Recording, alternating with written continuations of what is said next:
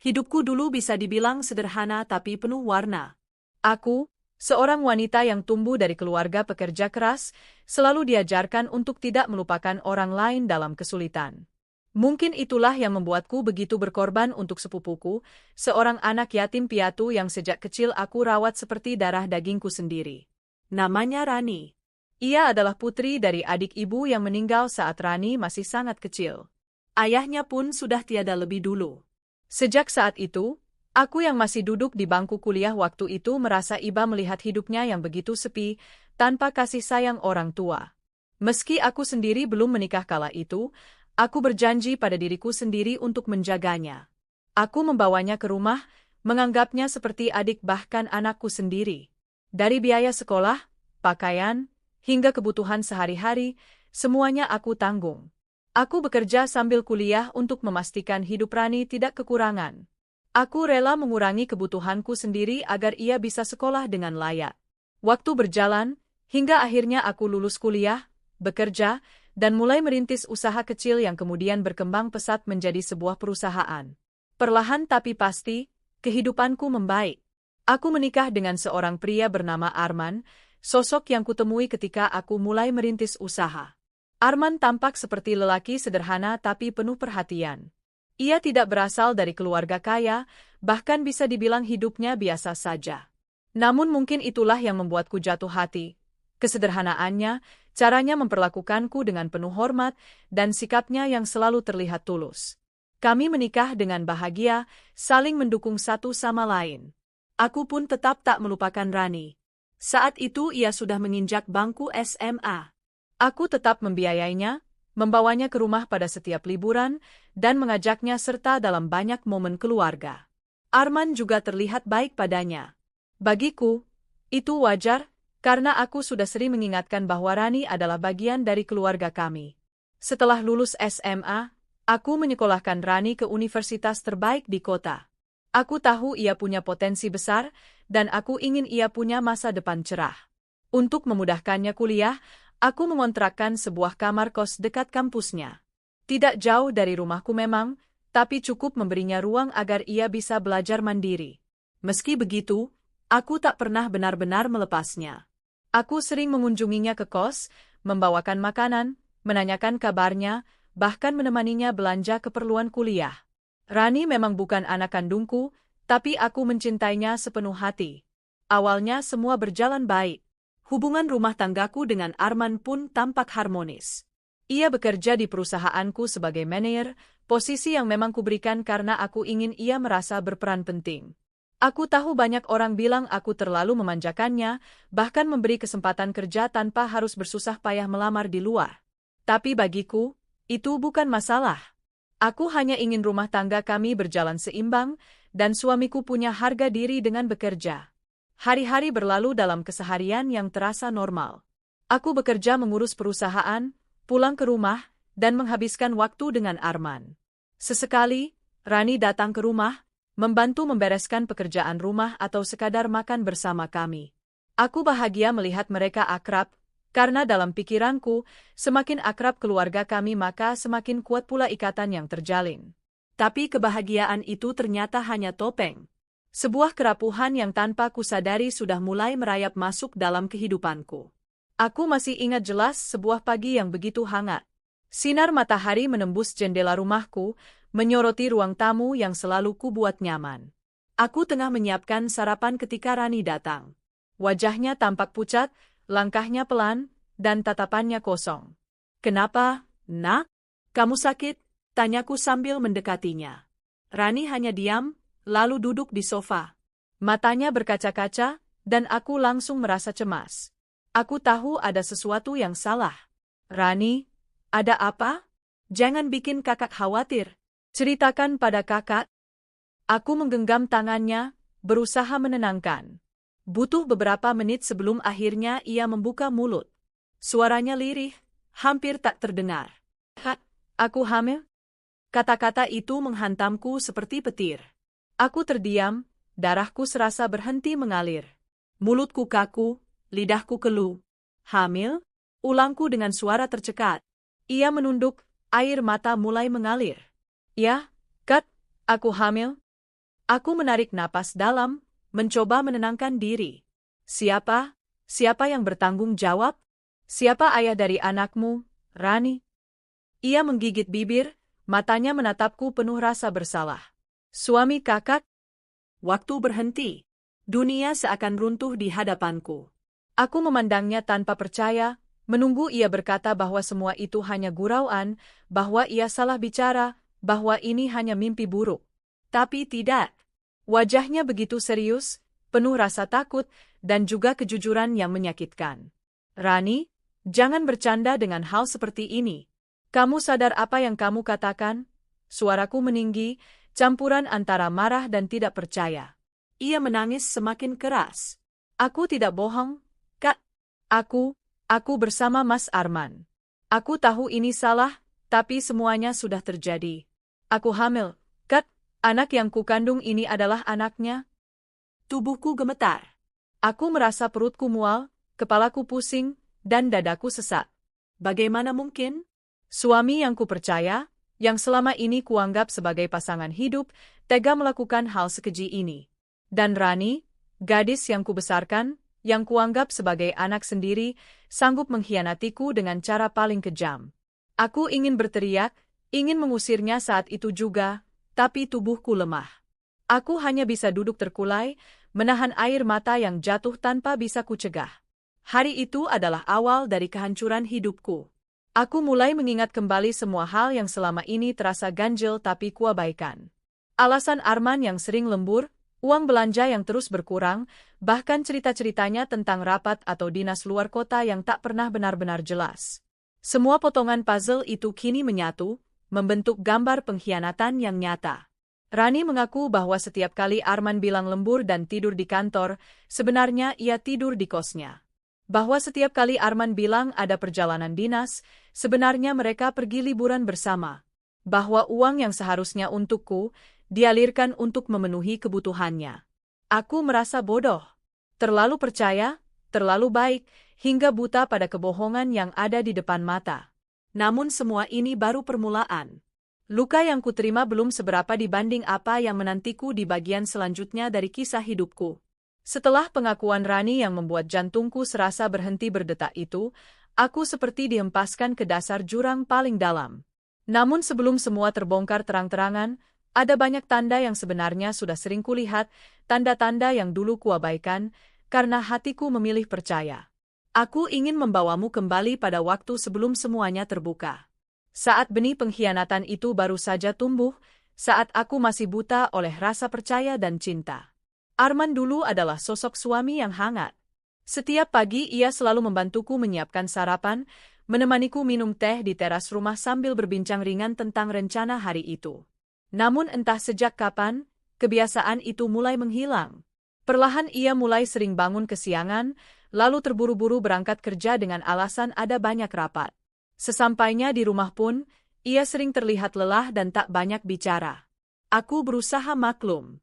Aku tahu dunia kerja penuh tekanan, apalagi posisinya di perusahaan cukup penting. Maaf ya, aku pulang malam terus. Banyak pekerjaan yang harus aku selesaikan.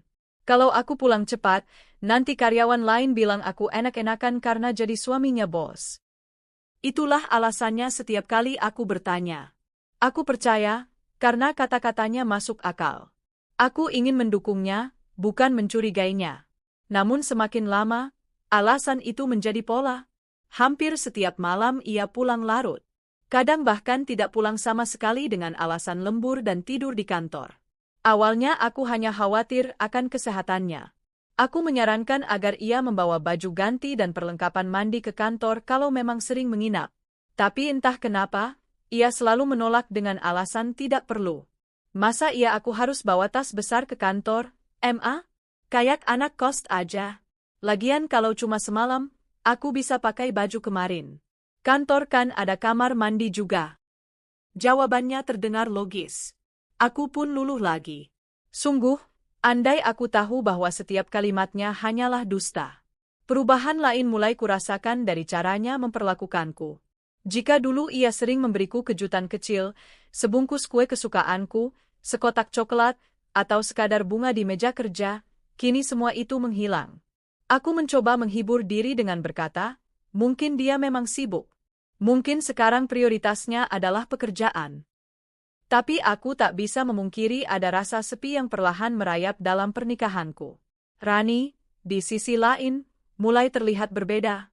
Setiap kali datang ke rumah, ia tampak lebih ceria, lebih percaya diri. Ia mulai memakai pakaian yang lebih modis, tas dan sepatu barunya sering menarik perhatianku. Wah, kamu sekarang makin cantik, Rani. Kakak senang lihat kamu percaya diri, kataku suatu kali. Ia hanya tersenyum kecil. Hehe, iya Kak, aku nabung dari uang jajan. Aku tersenyum polos, sama sekali tidak menaruh curiga. Padahal jauh di dalam hati, ada pertanyaan yang tak pernah benar-benar kujawab. Uang jajannya dari mana bisa cukup untuk membeli barang-barang mahal seperti itu? Tapi aku terlalu sayang padanya. Aku terlalu percaya bahwa ia anak baik yang tidak akan berbohong padaku. Seiring waktu, aku mulai merasakan tekanan finansial yang aneh.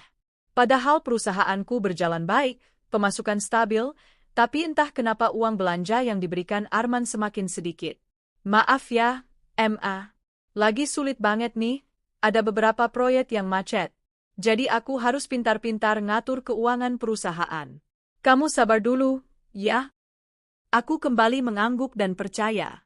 Aku tidak pernah mempermasalahkan uang sebenarnya. Aku punya akses langsung pada perusahaan. Tapi aku selalu membiarkannya yang mengatur agar ia merasa dihargai sebagai kepala keluarga. Namun kenyataan pahit yang kutahu belakangan, uang itu ternyata tidak mengalir ke rumah, melainkan ke Rani. Untuk belanja, untuk makan enak, untuk liburan.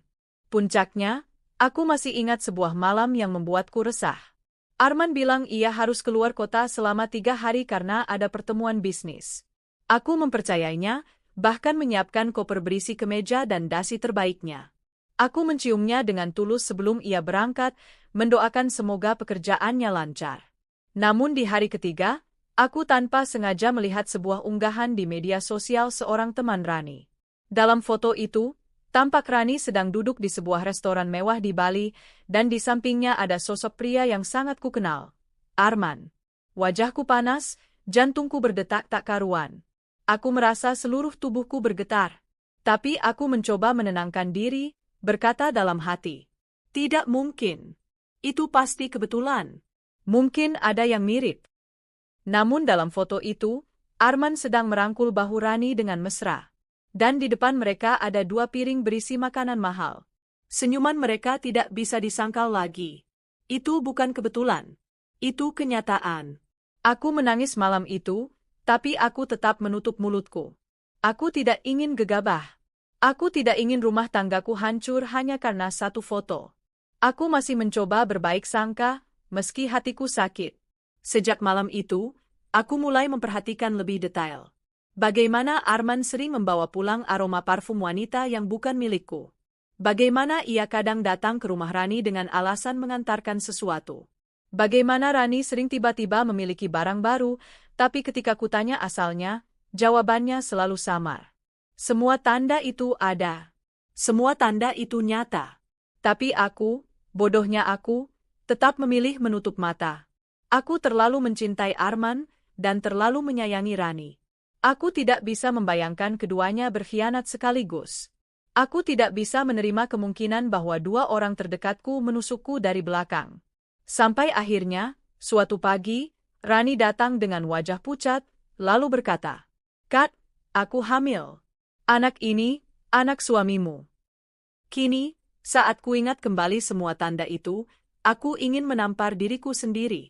Semua jawabannya sudah ada sejak awal, hanya aku yang menolak melihatnya. Benih pengkhianatan itu sudah tumbuh lama, disirami oleh kebodohanku sendiri.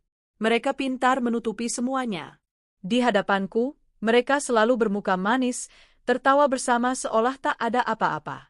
Sementara di belakangku, mereka membangun dunia mereka sendiri, dengan kebohongan, dengan pengkhianatan, dengan uangku sendiri.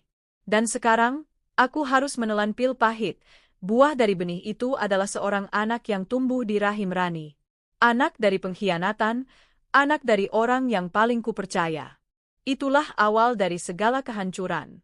Aku masih bisa merasakan bagaimana dadaku sesak saat mendengar kalimat itu keluar dari mulut Rani.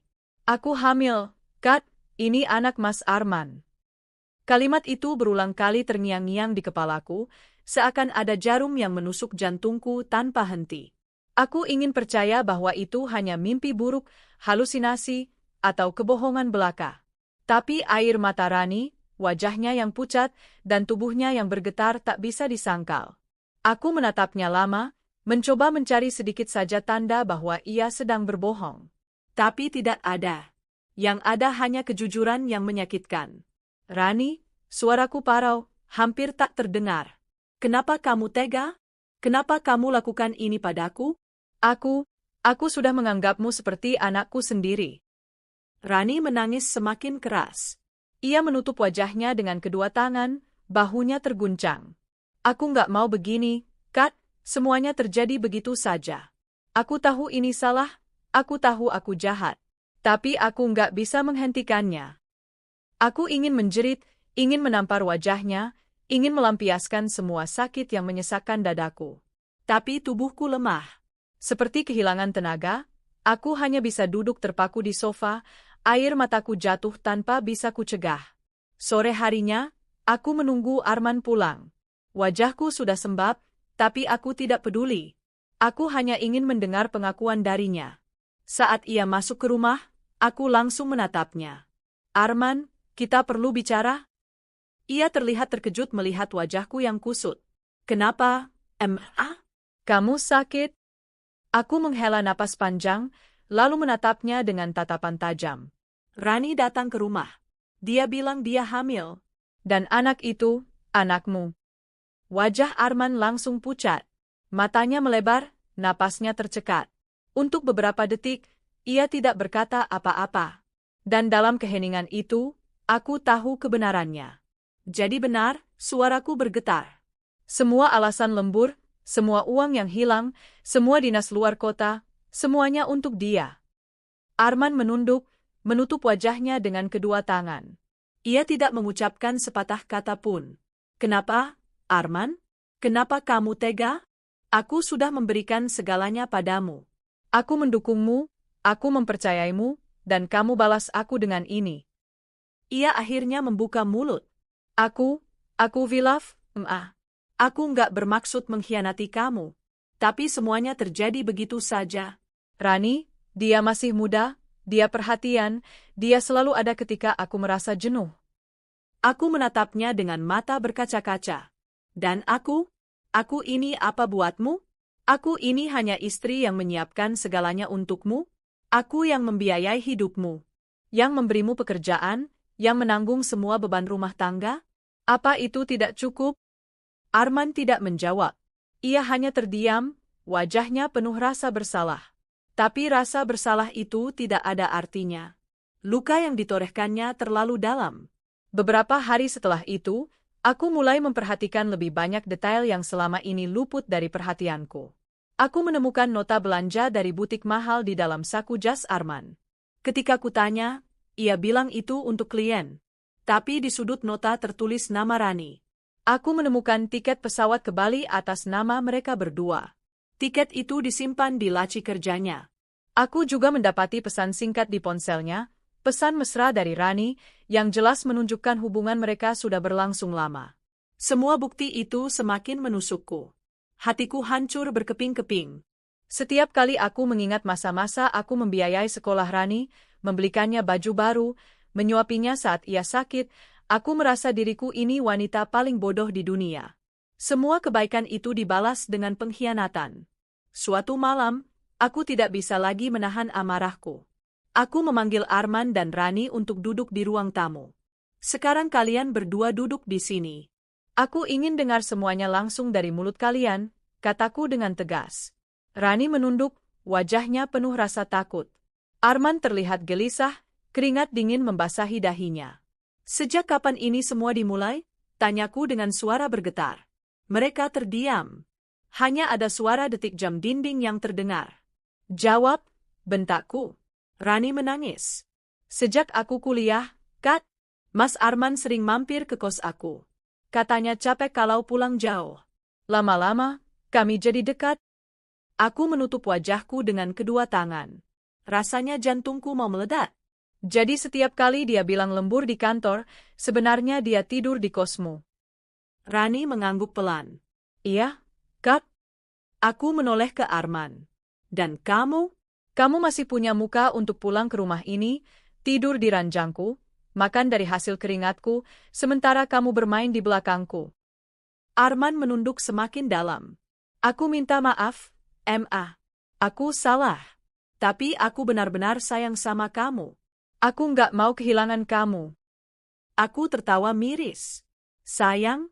Kamu bilang sayang, tapi kamu meniduri sepupuku? Kamu membuatnya hamil? Itu yang kamu sebut sayang.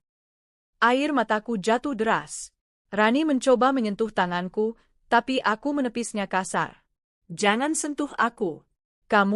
Aku sudah membesarkanmu, membiayai hidupmu, menguliahkanmu, dan kamu balas dengan merebut suamiku? Teganya kamu, Rani. Ia terisak-isak, suaranya nyaris hilang. Aku tahu aku jahat, Kak. Tapi aku juga mencintai Mas Arman.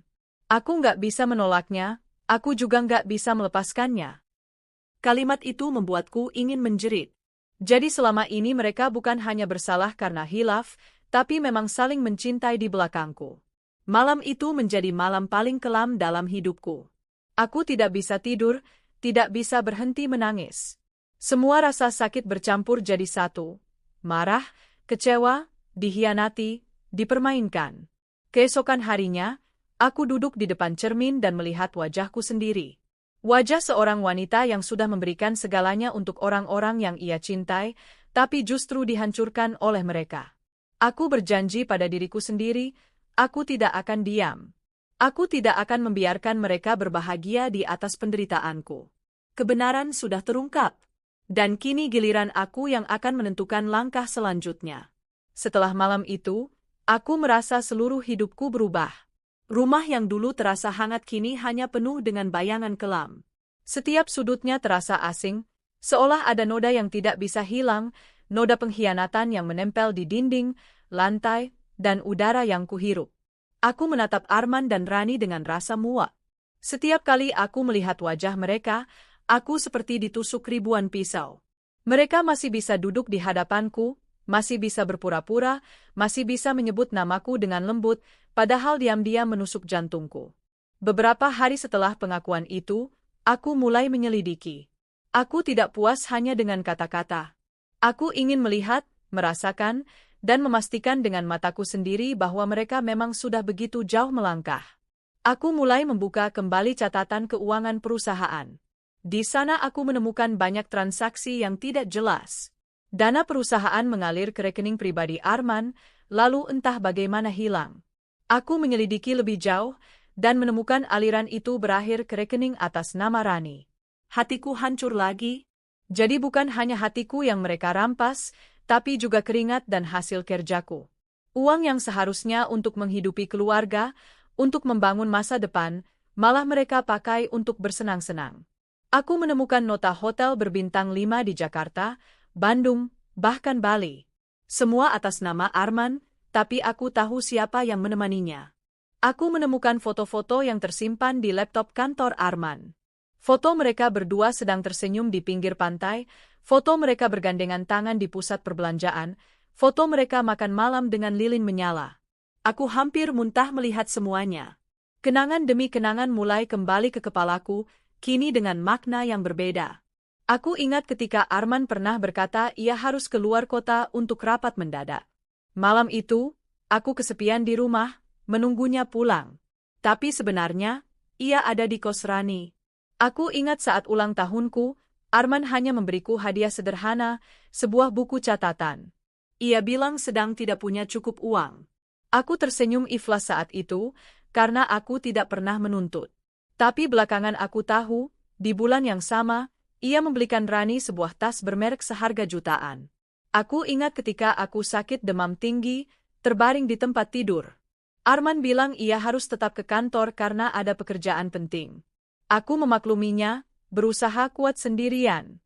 Ternyata saat itu ia sedang jalan-jalan dengan Rani, makan malam di restoran mewah. Semua momen itu kini berubah menjadi luka yang menganga. Luka yang terus berdarah setiap kali aku mengingatnya.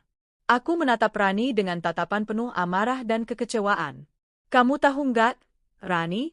Dari kecil aku sudah menganggapmu anakku sendiri. Aku rela nggak beli baju baru demi kamu bisa sekolah. Aku rela kerja siang malam biar kamu bisa kuliah. Aku bahkan rela mengorbankan waktu pribadiku hanya supaya kamu punya masa depan yang lebih baik. Dan ini balasanmu? Kamu rebut suamiku? Rani menangis terseduh-seduh. Aku salah, Kat. Aku memang jahat. Tapi aku nggak bisa lepas dari Mas Arman. Aku cinta dia. Aku menampar meja keras-keras. Cinta? Kamu berani menyebut itu cinta? Itu bukan cinta, Rani. Itu nafsu, itu pengkhianatan. Kamu menghancurkan keluarga orang lain, kamu menusukku dari belakang. Apa itu cinta menurutmu? Rani hanya terisak, tidak bisa menjawab. Aku beralih ke Arman. Dan kamu, Arman, kamu suamiku. Aku menikahimu dengan harapan kita bisa membangun hidup bersama. Aku bahkan memberimu pekerjaan di perusahaanku, memberimu segalanya. Tapi kamu malah mempermainkanku. Apa aku ini cuma batu loncatan buatmu? Arman menunduk. Aku minta maaf, M.A. Aku Vilaf. Aku tertawa getir. Ilaf? Kamu pikir aku bodoh? Ini bukan Vilaf. Vilaf itu kalau sekali, tapi ini sudah bertahun-tahun. Kamu bolak-balik ke kosnya, tidur dengannya, bahkan membiayai hidupnya dengan uangku. Itu bukan Vilaf, Arman. Itu pilihan. Arman terdiam. Wajahnya penuh keringat dingin. Setelah itu, aku tidak bisa lagi melihat mereka dengan cara yang sama. Di rumah, aku merasa dikhianati. Di kantor, aku merasa dipermainkan. Hidupku seakan penuh dengan kebohongan yang baru saja terbuka. Aku merasa jijik setiap kali Arman menyentuhku. Aku merasa muak setiap kali Rani mencoba tersenyum di hadapanku. Yang lebih menyakitkan, mereka masih berusaha bersandiwara. Masih berusaha berperan sebagai orang baik. Arman masih memanggilku dengan lembut, masih mencoba memelukku. Rani masih memanggilku, Kak, dengan suara lirih, masih mencoba membantu di rumah. Tapi aku tahu, di balik semua itu ada niat busuk. Aku mulai menarik diri. Aku tidur terpisah dari Arman. Aku tidak lagi mengizinkan Rani masuk seenaknya ke rumah. Aku mulai merencanakan sesuatu. Dalam hatiku, aku berkata, aku sudah terlalu baik pada kalian. Kebaikanku kalian injak-injak. Tapi aku tidak akan jatuh. Kalian yang akan merasakan akibatnya. Aku menyimpan semua bukti pengkhianatan mereka. Foto-foto, nota hotel, tiket perjalanan, catatan keuangan. Semua ku simpan rapi. Aku tahu suatu saat aku akan membutuhkannya. Setiap malam aku menangis dalam diam. Tapi di balik air mata itu, ada api yang perlahan membakar. Api kebencian, api tekad untuk membalas. Aku tahu perjalananku belum selesai. Luka ini baru saja terbuka, tapi aku berjanji luka ini tidak akan membuatku mati. Luka ini akan menjadi senjata, dan suatu hari mereka akan merasakan sakit yang lebih besar daripada yang kurasakan. Malam itu, aku berdiri di depan cermin lagi. Wajahku masih sembab, tapi mataku memancarkan sesuatu yang berbeda. Bukan lagi kepasrahan, tapi tekad. Aku akan pastikan kalian hancur, bisikku pada bayangan di cermin. Kalian sudah merampas kebahagiaanku. Tapi kalian tidak akan pernah bisa hidup tenang dengan pengkhianatan ini. Dan saat itu aku tahu, hidupku tidak akan pernah sama lagi. Luka ini akan tetap ada, tapi luka ini juga akan menjadi awal dari balas dendamku. Sejak semua kebohongan itu terbongkar, aku merasa hidupku seperti berjalan di atas bara api. Setiap hari penuh dengan rasa marah, sakit hati, dan kekecewaan. Aku tidak lagi bisa menatap Arman dan Rani tanpa merasa perutku mual. Namun aku juga tahu, aku tidak bisa terus begini. Aku harus mengambil keputusan. Hari itu aku mengundang keduanya duduk bersama di ruang tamu. Suasana rumah terasa begitu tegang, seperti ada badai yang akan pecah kapan saja. Aku duduk di kursi utama, sementara Arman dan Rani duduk berseberangan, wajah mereka sama-sama pucat. Aku sudah diam cukup lama, kataku pelan, tapi penuh tekanan. Hari ini aku ingin semuanya jelas. Aku ingin dengar dari mulut kalian, apa sebenarnya yang kalian inginkan. Arman menunduk, tidak berani menatapku. Rani menggenggam kedua tangannya sendiri, gemetar. Rani, kamu dulu, aku menatapnya tajam. Kamu yang datang ke rumahku, mengaku hamil anak suamiku. Jadi sekarang, apa yang kamu mau? Air mata Rani jatuh, tapi suaranya bergetar penuh keberanian. Aku mau Mas Arman bertanggung jawab. Aku mau dia menikahiku, Kak. Aku siap jadi istri keduanya. Dadaku langsung sesat. Kata-kata itu seperti belati yang menancap tepat di jantungku. Aku menatapnya dengan mata penuh api. Istri kedua?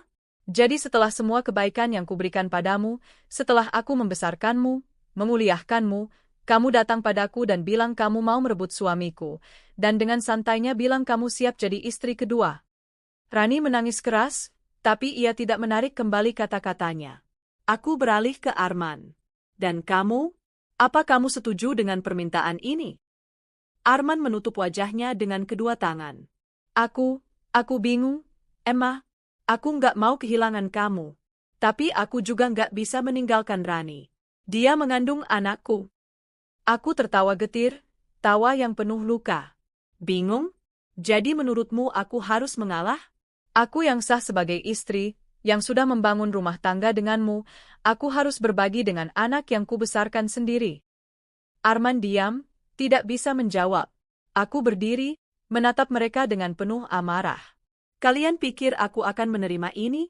Kalian pikir aku akan dengan mudah membiarkan pengkhianatan ini menjadi bagian dari hidupku? Tidak. Aku tidak selemah itu. Aku masuk ke kamarku, lalu kembali membawa sebuah map tebal. Aku meletakkannya keras-keras di meja. Ini semua bukti. Nota hotel, tiket perjalanan, aliran uang ke rekening Rani, foto-foto kalian berdua. Semua ada di sini. Jangan coba-coba menyangkal lagi. Dunia harus tahu siapa kalian sebenarnya. Rani terisak, wajahnya pucat pasi. Arman terdiam, wajahnya memucat. Aku tidak akan diam saja. Aku akan melindungi diriku sendiri. Aku akan melindungi apa yang sudah kubangun dengan keringatku sendiri. Dan kalian berdua, aku menatap mereka tajam, tidak akan pernah lagi mendapat belas kasih dariku. Suasana ruang tamu itu hening, hanya ada suara tangisan Rani yang terputus-putus. Kak, akhirnya ia bersuara lirih. Aku tahu aku salah. Tapi tolong, jangan benci aku selamanya. Aku nggak bisa hidup tanpa Mas Arman. Aku menoleh cepat, tatapanku penuh api. Benci? Aku sudah bukan hanya benci, Rani. Aku jijik padamu. Aku menyesal pernah membesarkanmu, menafkahimu, memperlakukanmu seperti darah dagingku sendiri. Kamu sudah membalas kebaikanku dengan cara paling kejam. Jangan pernah berharap aku akan memaafkanmu. Rani terisak semakin keras. Aku menoleh ke Arman. Dan kamu, Arman, kamu bukan lagi suamiku. Kamu bukan lagi bagian dari hidupku. Mulai hari ini, aku mengusir kamu dari rumah ini. Arman mendongak, wajahnya panik. Jangan begitu. Aku menyesal. Aku masih sayang sama kamu. Aku masih mau memperbaiki semuanya. Aku menatapnya tajam. Sayang? Kalau benar kamu sayang, kamu tidak akan meniduri sepupuku. Kalau benar kamu sayang, kamu tidak akan mengkhianati aku berkali-kali. Kamu sudah membuat keputusanmu. Sekarang aku juga membuat keputusanku. Keluar dari rumah ini. Arman terdiam. Raut wajahnya penuh ketakutan, tapi aku tahu ia tidak punya pilihan. Setelah keheningan panjang, akhirnya aku berkata dengan suara dingin. Kalian boleh menikah. Silakan. Aku tidak akan menghalangi. Tapi jangan pernah berharap belas kasih dariku. Jangan pernah berharap aku akan menolong kalian lagi. Aku akan pastikan hidup kalian tidak semudah ini. Aku menatap mereka satu persatu. Arman, mulai besok kamu tidak lagi bekerja di perusahaanku. Aku akan memecatmu. Semua fasilitas, semua kenyamanan, semua uang yang selama ini kamu nikmati dariku, akan berakhir. Dan kamu, Rani, jangan pernah lagi menginjakkan kaki di rumah ini. Kamu bukan keluargaku lagi. Rani menangis semakin keras, memohon-mohon. Kak, jangan begitu, tolong, Kak. Tapi aku tidak bergeming. Hatiku sudah membeku. Luka yang mereka torehkan terlalu dalam, tak mungkin sembuh. Malam itu, Arman mengemasi barang-barangnya dengan wajah muram. Rani menemaninya, wajahnya juga basah oleh air mata. Mereka pergi dari rumahku tanpa menoleh lagi. Aku berdiri di pintu, menatap mereka pergi. Dadaku sakit, air mataku kembali jatuh. Tapi di balik air mata itu ada sebuah kekuatan baru. Aku merasa lega. Aku merasa bebas dari racun yang selama ini menggerogoti hidupku. Keputusan sudah kuambil. Aku sudah mengusir mereka dari rumahku. Aku sudah memutuskan ikatan yang selama ini hanya mengikatku pada rasa sakit. Dan meski hatiku masih hancur, aku tahu ini adalah langkah awal menuju kebebasan. Malam itu aku duduk sendirian di ruang tamu, lampu redup, secangkir teh dingin di meja. Aku menatap kosong, tapi dalam hati aku berkata pada diriku sendiri. Mulai hari ini, aku bukan lagi wanita yang lemah. Aku akan bangkit. Aku akan pastikan mereka menyesali setiap air mata yang pernah jatuh dari mataku. Aku menutup mataku, menarik napas panjang. Perjalanan ini belum berakhir. Tapi aku sudah mengambil langkah pertama, konfrontasi dan keputusan. Pagi itu udara terasa lebih dingin dari biasanya. Aku berdiri di depan cermin, menatap wajahku yang masih sembab tapi kini berbeda, ada ketegasan yang baru. Semalam aku sudah mengusir Arman dan Rani keluar dari rumahku. Air mataku sudah tumpah, tapi yang tersisa kini bukan lagi kelemahan, melainkan kekuatan. Hari ini, aku tahu langkah berikutnya, memutus semua hubungan profesional dengan Arman. Aku menatap setumpuk dokumen di meja kerja rumahku. Semua bukti kecurangan finansial yang kulakukan selama beberapa minggu terakhir sudah terkumpul. Arman tidak hanya mengkhianatiku sebagai suami, tapi juga sebagai karyawan. Ia telah menyalahgunakan kepercayaan yang kuberikan padanya di perusahaan. Itu cukup menjadi alasan sah untuk memberhentikannya, bahkan menyeretnya ke jalur hukum bila perlu. Aku tiba di kantor lebih awal dari biasanya. Suasana masih lengang. Beberapa staf menundukkan kepala memberi salam ketika aku masuk, tapi aku tahu sorot mata mereka penuh tanda tanya. Mereka pasti sudah mendengar desas-desus tentang rumah tanggaku yang retak. Gosip menyebar lebih cepat dari api. Aku masuk ke ruang kerjaku, duduk di kursi yang selama ini menjadi singgasana sekaligus medan pertempuran. Dari balik kaca jendela besar, aku bisa melihat seluruh lantai kantor bergerak. Aku menarik napas panjang. Hari ini, semuanya akan berubah. Tak lama kemudian, sekretarisku masuk membawa segelas kopi. Bu, Pak Arman baru saja datang. Beliau menunggu di ruangannya. Aku menegakkan tubuhku. Panggil dia ke sini. Sekarang. Tak lama Arman masuk. Wajahnya kusut, terlihat lelah, mungkin karena semalam ia harus mengemasi barang-barangnya dan pergi bersama Rani entah kemana. Matanya menatapku dengan canggung, mencoba mencari celah belas kasihan. Selamat pagi. Suaranya lirih. Aku mengangkat tangan. Jangan panggil aku, lagi.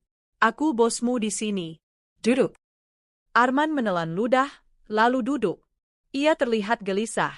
Aku mengambil map tebal berisi dokumen yang sudah kusiapkan. Arman, aku ingin bicara tentang posisimu di perusahaan ini. Aku sudah menemukan banyak penyalahgunaan wewenang.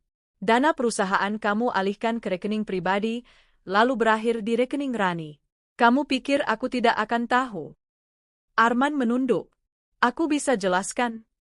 Diam, potongku tegas. Aku sudah muak dengan semua alasanmu. Ini bukan hanya soal rumah tangga kita, Arman. Ini soal integritas. Kamu sudah mengkhianatiku sebagai istri, dan sekarang kamu juga mengkhianatiku sebagai pemimpin perusahaan ini. Mulai hari ini, kamu bukan lagi bagian dari perusahaan ini. Kamu dipecat. Arman mendongak, wajahnya pucat pasi. Apa? Kamu serius? Aku menatapnya tajam. Sangat serius. Kamu harus mengembalikan semua fasilitas perusahaan. Mobil, kartu kredit kantor, bahkan laptop yang kamu pakai. Semua. Hari ini juga. Arman menggenggam rambutnya, wajahnya penuh frustrasi. Tapi aku butuh pekerjaan ini. Aku nggak punya apa-apa lagi kalau kamu ambil semua ini dariku. Aku tertawa getir. Dan aku butuh kesetiaanmu. Tapi kamu sudah merenggutnya. Kamu sudah membuat pilihanmu. Sekarang aku juga membuat pilihanku. Arman berdiri, suaranya meninggi. Jadi kamu tega? Setelah semua yang kita jalani? Aku memang salah, tapi apakah kesalahanku tidak bisa dimaafkan? Aku berdiri juga, menatapnya lurus. Kamu salah berkali-kali, Arman. Ini bukan lagi soal maaf. Ini soal harga diriku, hidupku, dan kepercayaanku yang sudah kamu injak-injak. Kamu pikir aku akan terus membiarkanmu memanfaatkan aku? Tidak. Aku lebih baik hidup sendiri daripada hidup bersama pengkhianat. Hening sesaat. Aku bisa melihat wajah Arman berubah-ubah antara marah, takut, dan putus asa. Aku masih ayah dari anak yang dikandung Rani, katanya akhirnya, lirih. Kamu tidak bisa memutusku begitu saja. Aku menatapnya tajam. Ayah dari anak itu urusanmu dengan Rani, bukan urusanku. Jangan pernah lagi menyeretku ke dalam hidupmu. Kamu sudah memilih jalanmu. Sekarang tanggung akibatnya. Setelah pertemuan itu, aku langsung menginstruksikan tim HRD untuk memproses surat pemecatan Arman. Semua staf terkejut, tapi aku tidak peduli. Aku tahu ini akan menjadi bahan gosip besar, tapi bagiku lebih penting menunjukkan bahwa aku tegas dan tidak bisa dipermainkan. Arman keluar dari gedung dengan wajah muram. Aku melihatnya dari jendela kantorku. Ia tampak kecil, tak berdaya, berbeda jauh dari sosok yang dulu dengan angkuhnya merasa bisa mempermainkanku. Malam harinya, teleponku berdering. Nomor tidak dikenal. Begitu kuangkat, terdengar suara Rani di seberang sana. Kat, tolong jangan pecat Mas Arman. Dia nggak punya siapa-siapa lagi selain aku. Kalau dia kehilangan pekerjaan, bagaimana kami bisa hidup? Aku hamil, Kak. Aku terdiam sejenak, lalu menjawab dingin. Itu urusan kalian berdua. Kalian sudah membuat keputusan tanpa memikirkan aku. Jadi jangan sekarang kalian memohon belas kasihan dariku. Aku sudah tidak peduli lagi. Rani terisak. Kak, aku menyesal. Aku menutup telepon tanpa menjawab. Air mataku mengalir lagi, tapi kali ini bukan karena kelemahan. Ini adalah air mata pelepasan.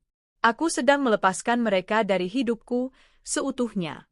Hari-hari berikutnya, aku mendengar kabar dari orang-orang. Arman kesulitan mencari pekerjaan. Reputasinya tercoreng karena aku sengaja menyampaikan laporan ke beberapa rekan bisnis tentang kecurangan yang dilakukannya. Tidak ada perusahaan yang mau menerimanya lagi. Rani juga terpaksa keluar dari kos mewahnya karena tidak ada lagi yang membayar sewa. Mereka kini tinggal di rumah kontrakan kecil di pinggiran kota. Hidup mereka jauh berbeda dari kenyamanan yang dulu mereka nikmati bersamaku. Aku mendengar semua itu dengan perasaan campur aduk. Ada luka, ada sakit, tapi juga ada kepuasan. Aku tidak lagi menangis setiap malam. Aku mulai bisa tidur lebih nyenyak, meski bayangan pengkhianatan mereka masih sesekali menghantuiku. Suatu malam, aku duduk sendirian di teras rumah. Angin malam berhembus lembut, membawa aroma tanah basah setelah hujan. Aku menatap langit, memikirkan perjalanan panjang yang sudah kulalui. Apakah aku jahat? Tanyaku pada diriku sendiri. Apakah aku kejam karena menghancurkan mereka? Tapi hatiku menjawab, tidak. Aku hanya menegakkan keadilan untuk diriku sendiri. Aku sudah terlalu lama hidup dalam kebohongan. Aku sudah terlalu lama memberi tanpa mendapat balasan yang layak. Kini saatnya aku mengambil kembali kendali atas hidupku. Beberapa minggu kemudian, aku menerima kabar bahwa Arman mencoba mendatangi kantor lagi. Tapi satpam menahannya di depan gerbang. Ia memohon-mohon ingin bicara denganku, tapi aku menolak. Aku tidak ingin lagi melihat wajahnya. Rani juga mengirim beberapa pesan, memohon agar aku membantunya dengan biaya persalinan nanti. Aku membaca pesannya sekali, lalu menghapusnya. Aku tidak lagi punya kewajiban terhadap mereka. Aku tahu, banyak orang mungkin akan menilaiku kejam. Tapi hanya aku yang tahu seberapa dalam luka yang mereka torehkan. Hanya aku yang tahu bagaimana rasanya dikhianati oleh dua orang yang paling kupercaya. Dan aku berjanji pada diriku sendiri, aku tidak akan pernah membiarkan mereka, atau siapapun, merusak hidupku lagi. Malam itu, aku berdiri lagi di depan cermin. Wajahku terlihat berbeda. Lebih tegar, lebih kuat. Luka itu masih ada, tapi kini berubah menjadi bekas luka yang menjadi pengingat. Aku menatap bayanganku dan berbisik, aku berhasil. Aku sudah mengambil tindakan tegas. Mereka sudah merasakan akibatnya. Dan aku masih berdiri. Untuk pertama kalinya setelah sekian lama, aku tersenyum. Senyum yang lahir dari keberanian, dari keputusan besar, dan dari keyakinan bahwa aku pantas hidup lebih baik. Hari-hari berlalu dengan cepat setelah aku menutup semua akses Arman ke hidupku. Rumahku memang terasa lebih sepi, tapi sepi itu jauh lebih menenangkan dibanding penuh kebohongan. Kini aku bisa mendengar detak jam dinding tanpa rasa curiga, bisa menyeruput kopi pagi tanpa bayangan pengkhianatan. Namun di luar sana, hidup Arman dan Rani mulai terlihat seperti kapal karam yang tak bisa diselamatkan. Suatu sore, aku mendapat kabar dari seorang kenalan yang tinggal di daerah pinggiran kota. Katanya, Arman dan Rani kini tinggal di sebuah kontrakan kecil, jauh dari fasilitas mewah yang dulu mereka nikmati. Kontrakan itu sempit, dengan dinding kusam, atap bocor, dan lantai semen dingin. Jauh berbeda dengan rumah nyaman yang dulu mereka tempati bersamaku. Aku hanya mendengarkan kabar itu dengan wajah datar. Ada bagian dari hatiku yang ingin berteriak puas, tapi ada juga bagian yang masih merasa perih. Bagaimanapun, mereka pernah menjadi bagian dari hidupku. Kenalanku bercerita bahwa Arman kini berjuang mencari pekerjaan. Ia melamar ke banyak perusahaan, tapi tidak ada yang menerima. Reputasinya rusak setelah aku menyebarkan laporan kecurangannya ke jaringan bisnis. Dunia kerja bukan tempat yang mudah memaafkan kesalahan besar. Rani, dengan perutnya yang semakin membesar, hanya bisa menangis di rumah. Ia kehilangan kos nyaman, teman-teman kuliahnya pun mulai menjauh. Mereka yang dulu sering ikut menikmati fasilitas Arman kini tidak lagi peduli. Begitulah dunia, ramai ketika kita punya, sepi ketika kita jatuh. Malam itu aku duduk di ruang tamu, lampu temaram. Aku menatap kosong ke arah jendela sambil berpikir. Beginikah rasanya balas dendam? Mereka hancur, aku puas. Tapi kenapa masih ada luka yang terasa? Aku menghela napas panjang. Aku sadar, kepuasan ini tidak bisa menghapus sepenuhnya rasa sakit yang sudah mereka tanamkan. Tapi setidaknya, aku tidak lagi merasa terjebak. Aku sudah merdeka dari belenggu mereka. Beberapa minggu kemudian, Rani memberanikan diri datang ke rumahku. Ia mengetuk pintu dengan wajah pucat, tubuhnya gemetar. Perutnya yang buncit terlihat jelas di balik baju lusuhnya. Aku membuka pintu dan berdiri di ambang, tidak mempersilakannya masuk. Ada apa lagi, Rani? Tanyaku dingin. Kat, suaranya lirih, hampir berbisik. Aku nggak kuat lagi. Mas Arman nggak punya pekerjaan, kontrakan kami hampir habis masa sewanya, aku sebentar lagi melahirkan. Tolong kami, Kat. Tolong sekali ini saja. Aku menatap matanya lama. Di sana ada ketakutan, keputusasaan, dan rasa bersalah. Tapi hatiku sudah beku. Tidak, Rani. Kamu sudah memilih jalanmu. Kamu memilih merebut suamiku, kamu memilih hamil anaknya. Sekarang tanggung jawabmu ada di sana, bukan padaku. Jangan pernah lagi datang padaku meminta pertolongan. Air mata Rani jatuh deras. Aku menyesal, Kat. Aku salah besar. Kalau bisa kembali, aku nggak akan lakukan ini semua. Aku bodoh. Aku menggeleng. Penyesalanmu tidak bisa menghapus luka di hatiku. Pergi, Rani. Sebelum aku benar-benar marah. Ia terisak, lalu berbalik meninggalkan rumahku dengan langkah gontai. Aku menutup pintu pelan, lalu bersandar di baliknya. Dadaku sesak, tapi aku tidak goyah. Kabar demi kabar terus datang. Aku mendengar Arman mulai bekerja serabutan, menjadi sopir lepas, bahkan kuli bangunan. Hidupnya yang dulu penuh fasilitas kini lenyap. Aku juga mendengar Rani melahirkan dengan susah payah di bidan sederhana. Tanpa biaya, tanpa kenyamanan rumah sakit, hanya dengan sedikit bantuan dari tetangga. Bayi itu lahir sehat, tapi hidup mereka jauh dari kata layak. Aku tidak hadir. Aku tidak mengirim ucapan selamat. Aku bahkan tidak peduli apakah anak itu laki-laki atau perempuan. Bagiku, bayi itu hanyalah buah dari pengkhianatan. Sementara itu, hidupku perlahan bangkit kembali. Aku mulai fokus lagi pada perusahaan. Aku memperbaiki sistem keuangan yang sempat berantakan karena ulah Arman. Aku memimpin rapat dengan penuh percaya diri, menunjukkan kepada semua karyawan bahwa aku masih berdiri tegak meski rumah tanggaku hancur. Rekan-rekan bisnis kembali menghormatiku. Mereka memuji ketegasanku dalam menghadapi krisis. Aku bahkan mendapatkan proyek besar yang membuat perusahaanku semakin berkembang. Di luar itu, aku mulai menemukan kebahagiaan kecil untuk diriku sendiri. Aku menghabiskan waktu membaca buku, berjalan-jalan sendiri ke taman, bahkan sesekali bepergian keluar kota hanya untuk menyegarkan pikiran. Aku mulai merasakan arti kebebasan yang selama ini hilang. Suatu malam, aku bermimpi.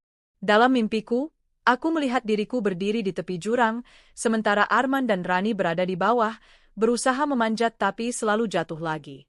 Mereka menatapku, meminta tolong.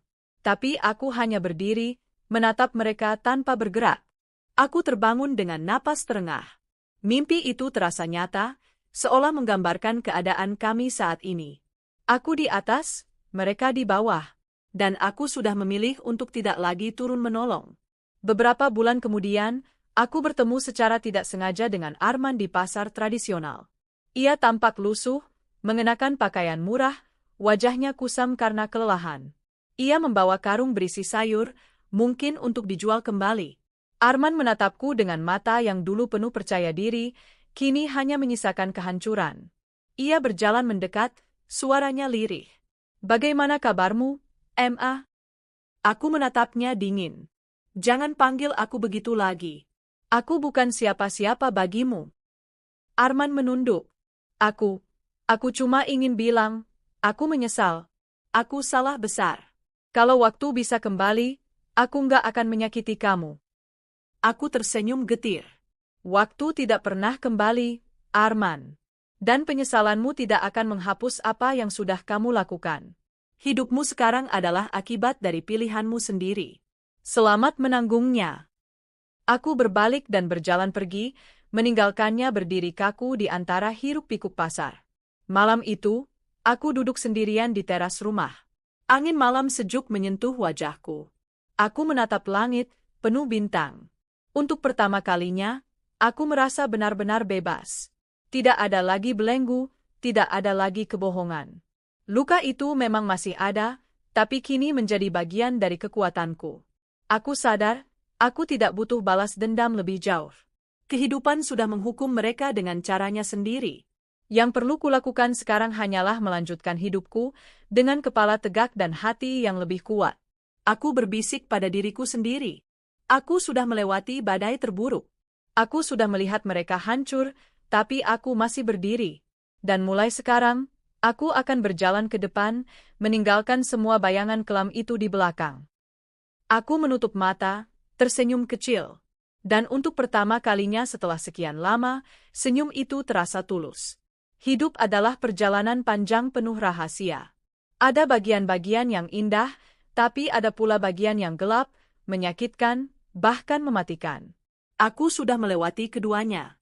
Aku pernah merasakan bahagia, punya suami, punya keluarga, punya adik sepupu yang kuanggap anak sendiri. Tapi aku juga pernah dihancurkan oleh mereka, dikhianati sedemikian rupa hingga hampir kehilangan jati diriku. Kini, setelah semua itu berlalu, aku berdiri di persimpangan hidup. Luka itu masih ada, bekasnya tidak mungkin hilang, tapi dari luka itu aku belajar sesuatu yang paling berharga. Aku bisa jatuh, tapi aku juga bisa bangkit lebih kuat. Beberapa bulan setelah aku mengusir Arman dan Rani, hidupku berubah drastis. Rumah yang dulu penuh pertengkaran kini menjadi tempat ketenangan. Aku bisa duduk di ruang tamu sambil menyeruput teh tanpa harus mendengar kebohongan. Aku bisa tidur nyenyak tanpa rasa curiga. Aku mulai belajar mencintai diriku sendiri. Setiap pagi, aku berjalan di taman dekat rumah, merasakan embun menyentuh kulitku. Aku mendengarkan kicauan burung, aroma tanah basah, dan cahaya matahari yang lembut. Sesuatu yang sederhana, Tapi dulu tak pernah benar-benar kurasakan karena pikiranku selalu sibuk memikirkan Arman dan urusannya. Aku membeli buku-buku baru, membaca kisah-kisah perempuan kuat yang mampu bangkit dari kehancuran. Dari mereka, aku menemukan cermin, bahwa aku bukan satu-satunya yang dikhianati, bukan satu-satunya yang terluka. Tapi aku bisa menjadi salah satu yang bangkit. Aku juga lebih fokus pada perusahaanku. Aku memperbaiki sistem, mengangkat orang-orang yang setia dan kompeten. Tanpa Arman, ternyata semua berjalan lebih baik. Aku bahkan meraih proyek besar yang membuat perusahaan semakin berkembang. Rekan-rekan bisnis yang dulu sempat meragukanku kini kembali percaya. Mereka mengatakan aku tegas, berani, dan pantas dihormati. Itu membuatku tersenyum.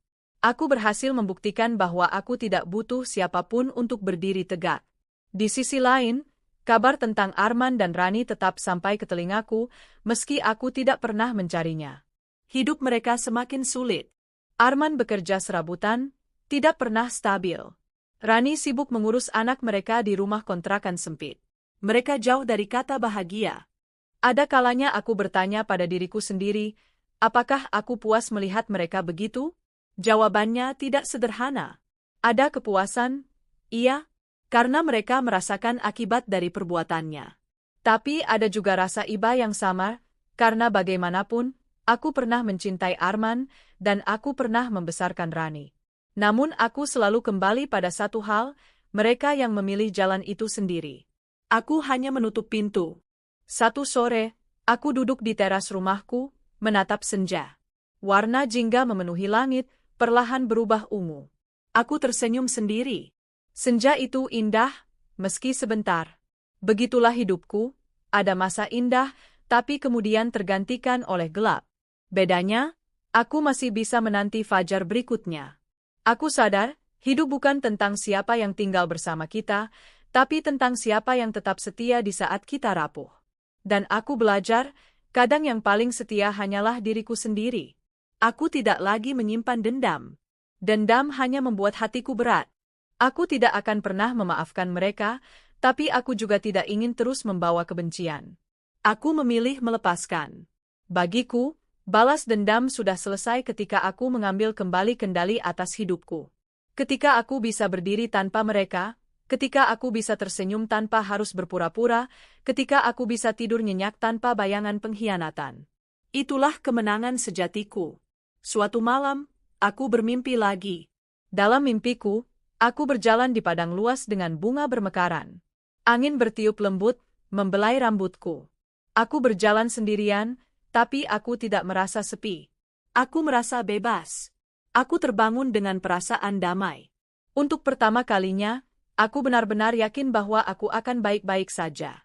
Luka itu mungkin tidak pernah hilang, tapi luka itu kini menjadi bagian dari kekuatanku. Kini aku tahu, hidup bukan tentang seberapa keras kita jatuh, tapi tentang seberapa kuat kita bangkit.